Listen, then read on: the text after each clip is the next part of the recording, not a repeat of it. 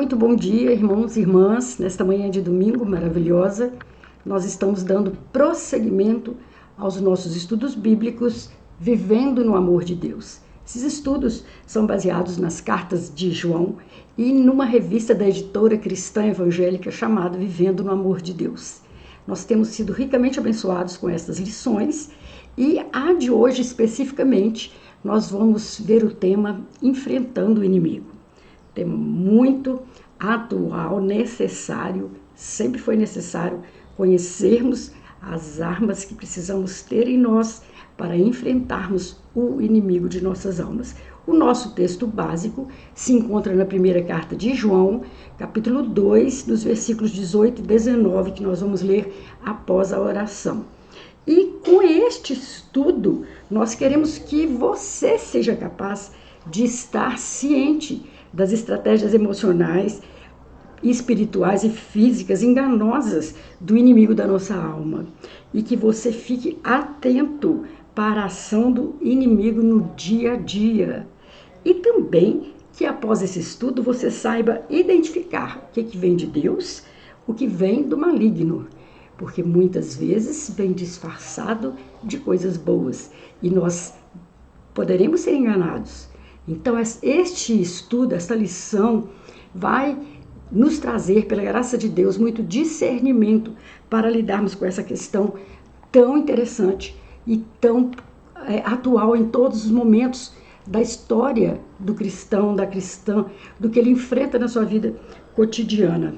Quantos de nós, né, irmãos, já temos nas nossas relações, seja familiares, seja da comunidade de fé, pessoas que nos abandonaram, que abandonaram essas comunidades porque ficaram frustradas, decepcionadas ou caíram em doutrinas enganosas e se frustraram com o Evangelho, até mesmo com a sua fé em Deus. E hoje vive no desencanto, vive envergonhado ou se sentindo culpado ou realmente se sentindo descrente de todas as coisas espirituais.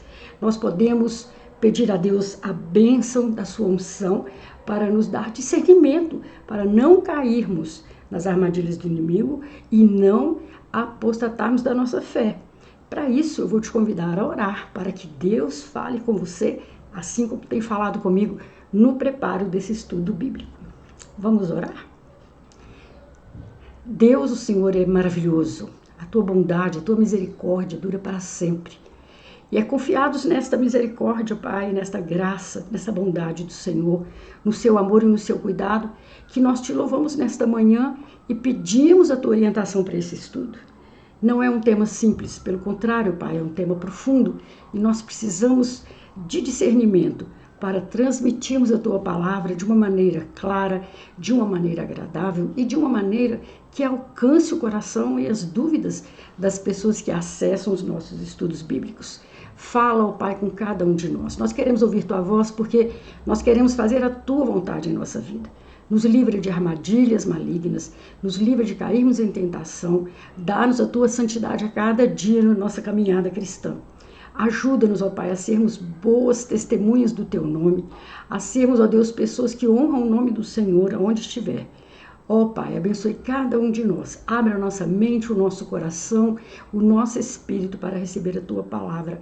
Eu peço em nome do Senhor Jesus. Amém. O nosso texto básico se encontra em 1 João, capítulo 2, 18 a 19. Filhinhos, esta é a última hora. E assim como vocês ouviram que o anticristo está vindo, já agora muitos anticristos têm surgido. Por isso sabemos que esta é a última hora. Eles saíram do nosso meio, mas na realidade não eram dos nossos. Pois se fossem dos nossos, teriam permanecido conosco. O fato de terem saído mostra que nenhum deles era dos nossos. E o nosso versículo-chave se encontra na primeira carta de Paulo a Timóteo, capítulo 4, o versículo é 1. Ora, o Espírito afirma expressamente que nos últimos tempos alguns apostatarão da fé por obedecerem a espíritos enganadores e doutrinas de demônios. Amém. Pessoas, como nós citamos no nosso comentário inicial, são pessoas que precisam ser muito amadas, que precisam das nossas orações para que Deus possa curar essas feridas e elas possam retornar à fé. Nós precisamos estar de braços abertos, de coração compassivo e compreensivo para recebê-las e de novo voltar a ensiná-las nos caminhos do Senhor, na doutrina dos apóstolos, né, com a doutrina sadia, para que eles possam fortalecer a sua fé e continuar a sua caminhada. Mas a atuação do erro está presente não só nessa geração, não somente pelo frutificar das falsas doutrinas que estão pipocando agora, né, mais que nunca, mas também pelo espírito exacerbado de revolta, de divisão, de interesses humanos, o qual tem corroído a paz e a harmonia da igreja, que é o corpo de Cristo. A imaturidade espiritual de muitos crentes os faz agitar, como é dito lá no livro, na carta de Judas, né, dos versículos 10 a 13, os faz agitar como um mar revolto e inquieto, o qual espuma sua própria sujidade. Né? Os falsos mestres e suas doutrinas são escoadouros nos rios cristalinos da fé e da sã doutrina.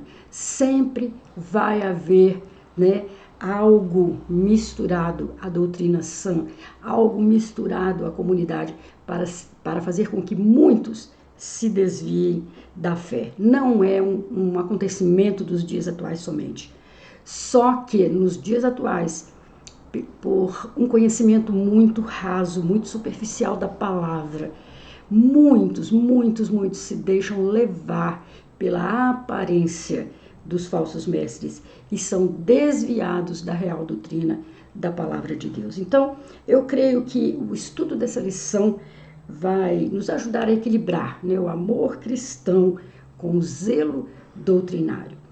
E nós vemos que reconhecemos que todos nós, todo cristão, o povo de Deus, tem um inimigo comum, que é o inimigo de nossas almas, que é aquele que deseja, desde o princípio, tirar o homem, tirar a pessoa humana da presença do Senhor e, portanto, da salvação que Jesus Cristo veio nos dar. Então, armadilhas e mais armadilhas, cada vez mais sofisticadas, são feitas para que o ser humano realmente escape desse tão grande amor que Deus tem por ele e perca a sua salvação, e perca a vida eterna, e já agora, já leve uma vida totalmente contrária aos princípios maravilhosos que Deus tem para os seus filhos. Então, queridos, nós vamos ver isso em alguns tópicos, e o primeiro deles é como reconhecer o anticristo. Quem é o anticristo? Né? Quem é esse que nós chamamos de anticristo? Olha, tanto no Antigo como no Novo Testamento, nós vamos ver o tipo desse anticristo. Vamos ver alguns aspectos desse anticristo. O anticristo sempre foi tema de muitas especulações, não apenas nos nossos dias, mas até mesmo lá nos primeiros séculos do cristianismo, né? Os próprios apóstolos perguntavam, né, quando que essas coisas iam acontecer, quando o anticristo se manifestará, e quem será o anticristo? São perguntas recorrentes na mente e no coração dos cristãos. Já surgiram filmes, livros, peças teatrais, mas afinal, o que realmente a Bíblia tem a dizer sobre o anticristo? O que significa essa palavra, anticristo? O termo anticristo significa contra Cristo, rival de Cristo, ou no lugar, substituto de Cristo. Logo, pode ser considerado um tipo de anticristo qualquer um que se opõe a Cristo ou supõe estar em seu lugar. Preste atenção nisso, porque muitas vezes nós vamos ficar esperando algo extraordinário e no cotidiano vão haver manifestações do anticristo nas nossas vidas ou nas nossas situações. Então, tanto no Antigo como no Novo Testamento, eu disse, a Bíblia descreve alguns aspectos dele. E, às vezes, há profecias que são chamadas de profecia de dupla referência. E é aqui que causa muita confusão, porque a profecia ela se cumpre em dois momentos distintos na história. Ou seja, o profeta profetizou, a profecia se cumpriu primariamente, mas o seu cumprimento não se esgotou, ela ainda tem um restante a ser cumprido. E em alguns casos, esse tipo de profecia pode apresentar até uma tripla referência ou aplicação, segundo Daniel Canigero. Um exemplo desse tipo de profecia são as profecias de Daniel. Elas se cumpriram, muitas delas, parte delas se cumpriram já há algum tempo, mas outras deixam claro que a aplicação será futura. Então, nós precisamos ter realmente conhecimento e discernimento para caminharmos no conhecimento da verdade. Jesus se refere muito ao anticristo, né? No sermão escatológico de Mateus 24. Vemos que Jesus primeiramente aplica ao imperador Tito, que destruiu Jerusalém no ano 70 depois de Cristo, né? Ele destruiu Jerusalém e o templo. A figura do anticristo é atribuída a ele. Porém, nos versículos seguintes, o pano de fundo da profecia de Jesus deixa de ser apenas a destruição de Jerusalém e passa também a se referir a um período futuro, no qual haverá uma tribulação nunca vista. Isso está em Mateus 24, 21, 22, vou ler para você. Porque haverá então grande aflição, como nunca houve desde o princípio do mundo até agora, nem tampouco há de haver. E se aqueles dias não fossem abreviados, nenhuma carne se salvaria, mas por causa dos escolhidos serão abreviados aqueles dias. Então, essa parte da profecia ainda está por se cumprir, né? Ainda vai se cumprir, mas parte anterior a estes versículos já se cumpriu na destruição de Jerusalém e do templo. Depois, no próprio Novo Testamento, nós somos advertidos que esse momento será o período da manifestação do anticristo escatológico, citado nas profecias futuras. Como que nós podemos ter certeza que Satanás continua vivo e ativo?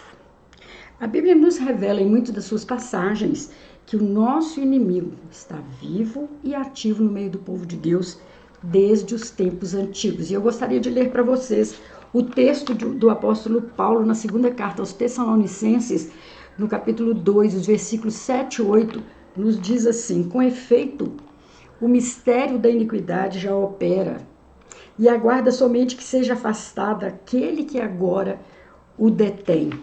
Então, será de fato revelado o iníquo, a quem o Senhor Jesus matará com o sopro da sua boca e o destruirá pela manifestação da sua vinda.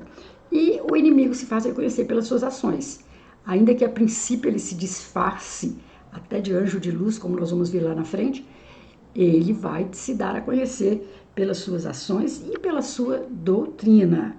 Ok, queridos? No tempo do apóstolo João, que escreveu essa carta, do texto básico que nós lemos, o anticristo, o espírito do anticristo já se manifestava, né, através dos governos, pessoas, sistemas, e isso fica claro nos seus textos, onde ele ora ele usa o termo em um sentido impessoal e ora ele usa em sentido pessoal. Na primeira carta de João 2:22 diz: quem é o mentiroso, senão aquele que nega que Jesus é o Cristo, e é o anticristo, esse mesmo que nega o Pai e o Filho.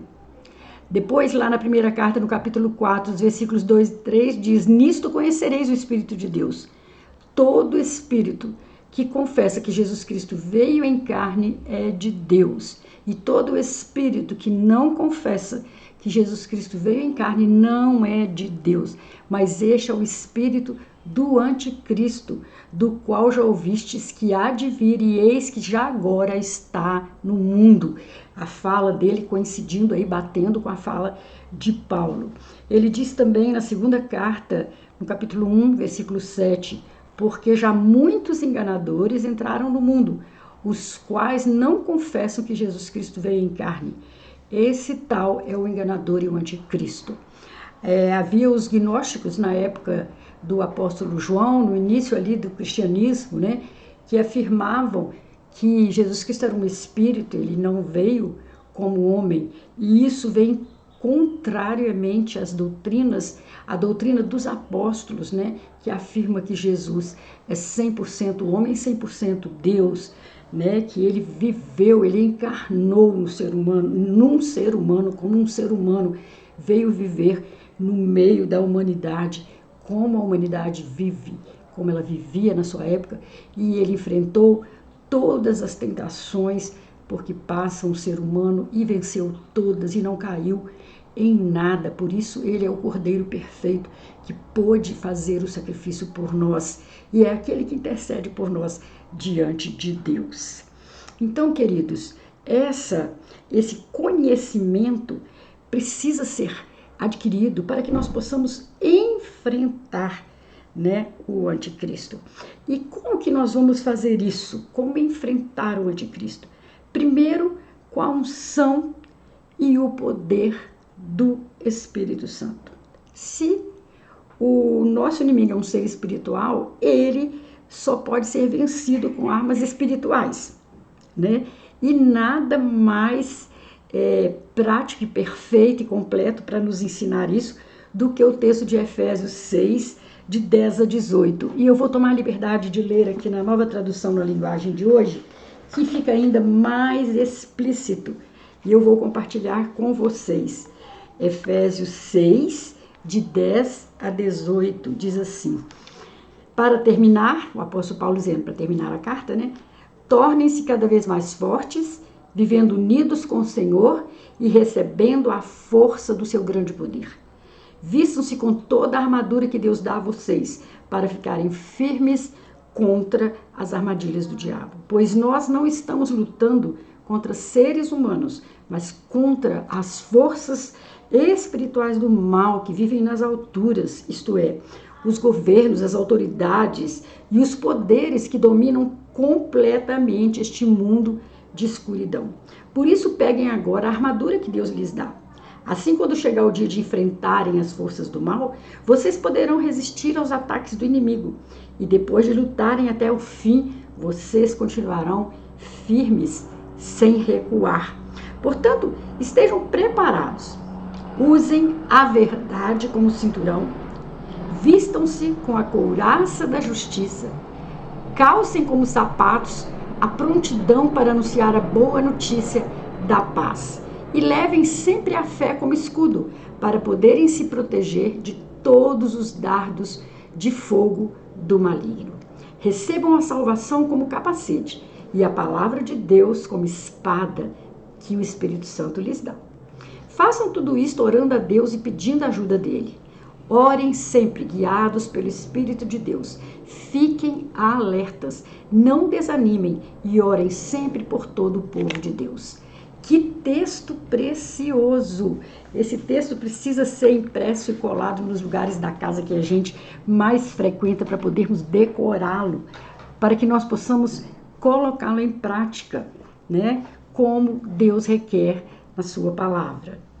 No texto de 2 Coríntios 11, de 13 a 15, o apóstolo Paulo nos diz o seguinte: porque os tais são falsos apóstolos, obreiros fraudulentos, transformando-se em apóstolos de Cristo. E não é de admirar, porque o próprio Satanás se transforma em anjo de luz. Não é muito, pois, que os seus próprios ministros se transformem em ministros de justiça. Nesses versículos, então, o apóstolo adverte os irmãos da igreja de Corinto contra os falsos mestres e que tem a capacidade satânica do engano, da mentira e da astúcia. Então, se o inimigo é tão astuto, nós também temos que nos preparar para enfrentá-lo. O que o cristão precisa, então, fazer para permanecer na palavra de Deus e na doutrina cristã? Nós vamos passar aqui alguns pontos sobre como se manter no caminho certo. Nós precisamos de coragem, precisamos perseverar para caminhar na doutrina dos apóstolos e permanecer na verdade. Então, em 1 João 2, 24 e 25, diz assim: permaneça em vós o que ouviste desde o princípio. Se em vós permanecer o que desde o princípio ouvistes, também permanecereis vós no Filho e no Pai. Então, primeiro tópico, deixemos que a verdade divina permaneça em nós. O que nós ouvimos desde o princípio, Vem à minha mente alguns significados que o apóstolo João quis dar a essa expressão. Para os crentes, os cristãos contemporâneos de João, era a doutrina que eles ouviram e receberam desde os primeiros dias da sua fé em Cristo Jesus. Então, o que ouviste desde o princípio, quando os apóstolos começaram a proclamar o evangelho de Cristo Jesus. O segundo, para nós hoje, a doutrina apostólica ensinada pelos pioneiros do evangelho no Brasil, por ela é que os nossos pais se converteram e nos legaram a mensagem pela qual também nos convertemos a Jesus. Glória a Deus, Por esses arautos mensageiros da verdade que vieram proclamando o evangelho até que a nossa terra, e nós daqui também temos proclamado esse evangelho para as novas gerações. E precisamos meditar, sobre a vinda desses proclamadores do evangelho, esses missionários que têm se entregado, para proclamar as verdades do evangelho em outras terras, e ali levando várias pessoas, centenas, milhares de pessoas ao conhecimento do Senhor Jesus Cristo, e eles então passando para as outras gerações, essa maravilhosa verdade. Então, o segundo tópico, deixemos que a unção divina nos ensine. Gente, é muito interessante, Todos nós sabemos o que significa o termo unção. Ele se refere à pessoa do Espírito Santo. Ele está em nós. O próprio Senhor Jesus disse, que maior é o que está em nós que o que está no mundo. E ele é o selo de Deus em nossa vida desde a conversão. Na carta de Efésios 1,13, Paulo diz assim: depois que ouvistes a palavra da verdade, o evangelho da vossa salvação, tendo nele também crido, fostes selados com o Espírito Santo da promessa. Olha que interessante. E o Espírito nos ensina quando nós estamos submissos a ele no estudo e na obediência da Bíblia. Aqui tem uma frase muito linda na revista, a pedagogia do Espírito é a palavra de Deus. Nós temos o Espírito Santo, portanto, devemos deixar espaço para que ele nos ensine toda a verdade. Precisamos ser sensíveis à voz do Espírito e desejosos de aprender. Desejemos com todo o nosso ser, ter conhecimento do Senhor e da sua palavra. Daí, nós podemos até levantar uma questão, como é que tem sido, os nossos momentos devocionais de aprendizado e de dedicação à oração e ao estudo da palavra. E o terceiro tópico, deixemos que a nossa vida seja enraizada em Cristo. E o autor sugere que a vida cristã é como uma árvore frondosa e frutífera, com raízes bem profundas que lhe dão sustentação contra os ventos procelosos e adversos. Quando essas raízes estão fincadas em Cristo, a nossa vida toma um rumo de firmeza e de segurança, ainda que venham, fake news, doutrinas falsas, notícias que nos causem temor, nós vamos continuar firmes em Cristo. E enraizar a nossa vida em Cristo significa permanecer nele, ter confiança de que na sua vinda nós seremos aprovados por meio da graça, não pelos nossos merecimentos. Isso nos agarra à nossa raiz, que é Cristo. Enraizar nossa vida em Cristo é reconhecer também a sua justiça e vivê-la como evidência de que somos nascidos dele. Gente, muito interessante isso, né? Nós precisamos levar uma vida digna do nosso Mestre, nos ensinamentos do nosso Senhor e Salvador Jesus Cristo, colocando em prática o amor a Deus, o amor ao próximo, o amor a nós mesmos, né? Para que tenhamos então um bom testemunho perante os demais. Então, caminhando para as considerações finais, essa lição nos ensina e nos incentiva um posicionamento radical contra o sistema doutrinário montado pelo inimigo desde os tempos dos apóstolos, o qual, como câncer, corrói a nossa fé, divide as nossas igrejas e mata a nossa vida espiritual. A comunhão, a esperança e a justiça têm alto valor contra os falsos mestres, que são os anticristos, e seus ensinos malignos.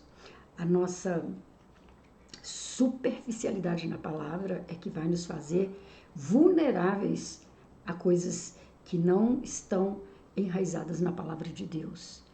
Nós vamos ficar muito abertos às estratégias e às proposições do maligno, do anticristo, dos anticristos que têm surgido em cada geração, em cada momento, em cada lugar. Pessoas que muitas vezes virão com a pele de cordeiro, mas um lobo interior. E muitos serão enganados, chamando-os, né, de pessoas ungidas, de pessoas enviadas por Deus, e essa não é a verdade. Mas qual vai ser o critério para analisarmos? Os frutos, queridos, os frutos na vida dessas pessoas. Jesus disse que a gente conhece a árvore pelos frutos. Então, não basta olharmos a aparência da árvore, nós temos que analisar os frutos. Então, que Deus possa nos abençoar, né? Nós temos que amar aqueles que têm sido levados por todo o vento de doutrina e movimentos provocadores das falsas doutrinas. Quantas pessoas têm sido levadas por isso, né?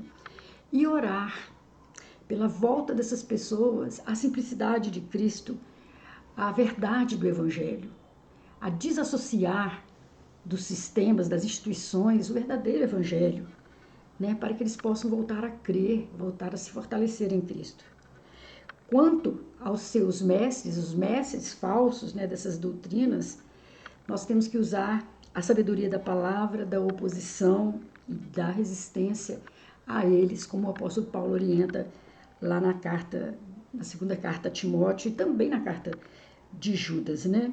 Então, eu gostaria de deixar para nós hoje algumas reflexões relativas a esse estudo. Evidentemente que esse estudo é muito profundo, você pode também procurar aprofundá-lo mais em suas pesquisas, lendo, né, uma fonte saudável, uma fonte segura, lendo, claro, primeiramente a palavra de Deus, né, e buscando no Senhor uma vida pautada no Evangelho verdadeiro. Então eu deixo para você refletir. Qual deve ser a atitude do crente, e aqui leia-se cristão, né, do crente, em relação aos que foram levados pelos falsos mestres? Muitas vezes a gente toma um distanciamento dessas pessoas. Não, essas pessoas precisam das nossas orações para que voltem a discernir a verdade do Evangelho de Cristo. Que Deus te abençoe, te dê uma excelente semana, te faça prosperar no conhecimento da sua palavra. Amém.